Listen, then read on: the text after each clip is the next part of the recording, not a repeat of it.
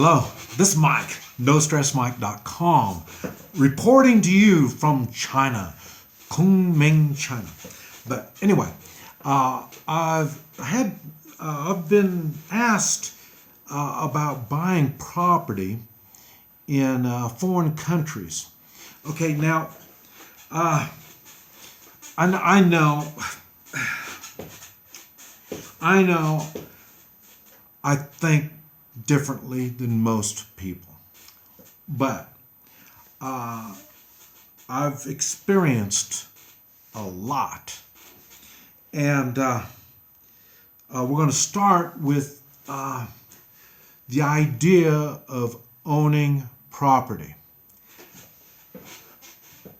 There is a good side of owning property. The United States was built with the idea you can own property. And that was a great idea. And when the United States started, the Constitution and the United States, the whole thing. I'm not talking about when the Pilgrims came. I'm talking about the United States. The only ones that could vote were property owners, and so that gave the people the initiative to own property. And now, even in the community that I'm in Oklahoma, to have a say-so in the functioning, it's not even a city or town or anything, but the way it's set up, to have a say-so in there, you have to own property. So there's some good, there is a good side of owning property. Okay.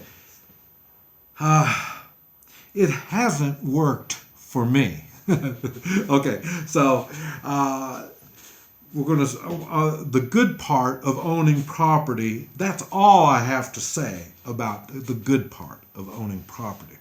Now, in the United States, owning property means that they've got control of you.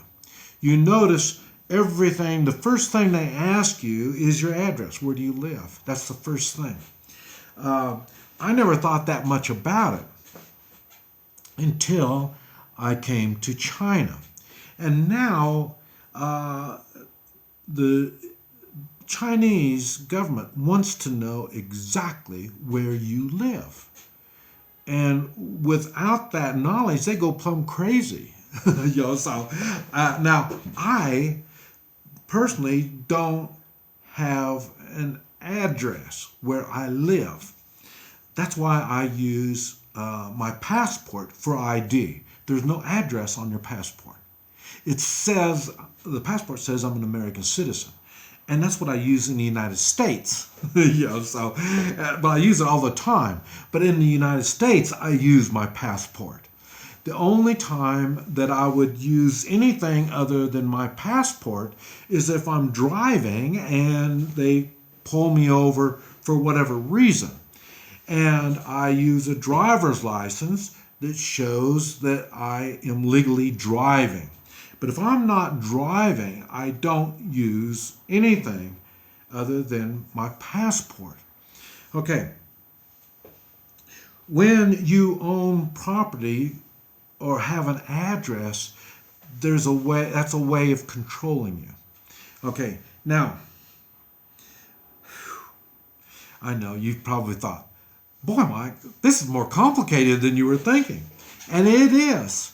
And that's because I have simplified my life. My life is as simple as I can get it.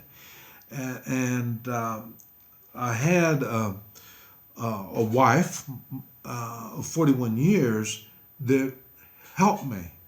She didn't fight me on this stuff. She helped me with it. And that's why getting a woman is, or having a mate when you're doing this stuff is a little bit different. The reason I say it like that is because I also had a woman ask me.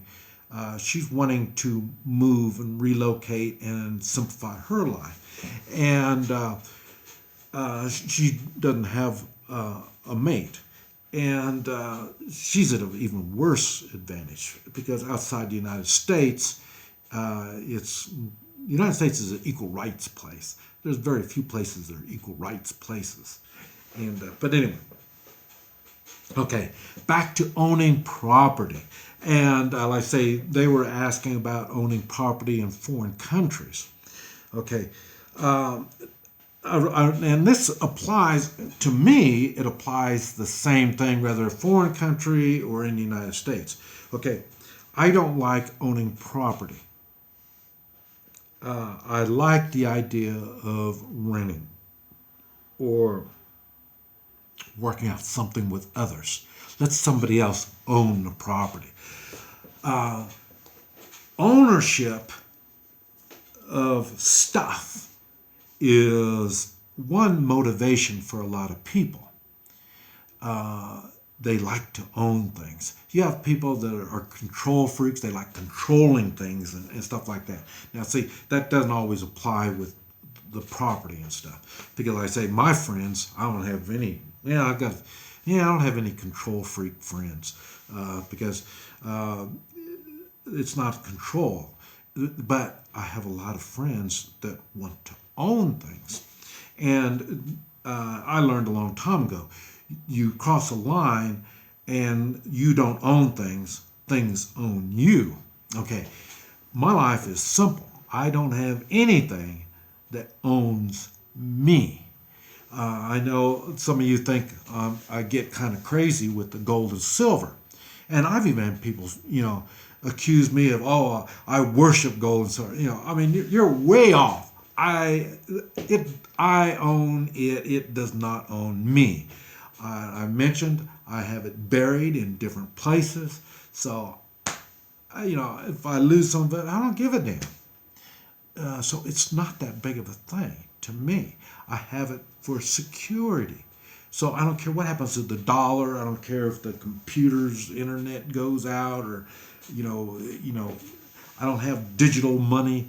I don't need all this stuff because I have gold and silver. It's the same thing basically with property. I let someone else worry about the property. I used to own property when I was younger. I used to own my businesses. I used to own everything about my business because I was taught and brought up that was the way to do it. You own a restaurant, you own the building. Okay, I used to think all this stuff. And then I realized what happened is once I owned it, the government owned me. They could come in and tell me what to do. And, I pretty much had to do it because it was my property. If I couldn't run my business, I couldn't pay for my property. So, I mean, it was tough. And I learned that and I kind of hint about it on one of my videos on loan sharks, why you borrow money from a loan shark when you don't even need the money. The loan shark gives you protection. Okay, it's the same thing with your landlord. The landlord wants you to be there. Whether I own my business in this landlord's place, the landlord wants me to stay there. So, and like I say, my last few restaurants, the same thing. My landlords were happy to have me there, and they protected me from the government. And I'm not going to go into the details on how, but they do, just like the loan shark protects you. And like I say, these are all things that I've learned. Okay, now, you're in a foreign country and you own property. You're putting yourself out there. Now, if you are renting from someplace, then your landlord will protect you. Example is here in China. The same thing. I got into it because you're supposed to register here in China. all foreigners are supposed to register. And so when I registered, what they do? They sent the police after me. Okay, so like I say, they wanted to show they got just like the United States. All countries are the same. They have to show that they have the power over you. Okay, I didn't have to deal with them. It was the landlord that had to deal with them. Okay, if you're in a foreign country and whoever was military, police, the government wants taxes or whatever, it doesn't make any difference. They're going to have to come through your landlord. It's to your landlord's advantage to protect you if they want you to stay. Now, if you're being a dork and they don't want you anyway, they just want your money and that's it, well then, hey, they'll throw you to the wolves. But if you're a good tenant, I am a good tenant. I get along with people. I help people. So people protect me, kind of like I protect others. So, so when it comes to owning property outside the United States, I can't see any advantages in it unless it's an investment. Now, owning property as an investment is another thing. And that's when a lot of people think, well, my home is my investment. It's not. Your home is your home. You're going to be paying for your home, whether it's an investment or not. So that's called renting. And here in China, the government owns the land. So you might own your home, but you still have to pay rent to the government, kind of like the United States. You have to pay taxes. Is your home? No, it's not. You're paying rent to the government in taxes. And you're going to be paying those taxes no matter where you are in the world, so you just will rent. And this way, if you don't like it, you can just get up and leave. Look how many places you see me living. And what do you think I'm doing here now? I'm looking for another place that I might want to live. But it'd be stupid for me to buy the property and figure out later that, man, this isn't a good place to live. So the idea is to rent. You don't want me here? Great, I'll leave. And that's why I've got multiple places that I live also. This is Mike. NoStressMike.com.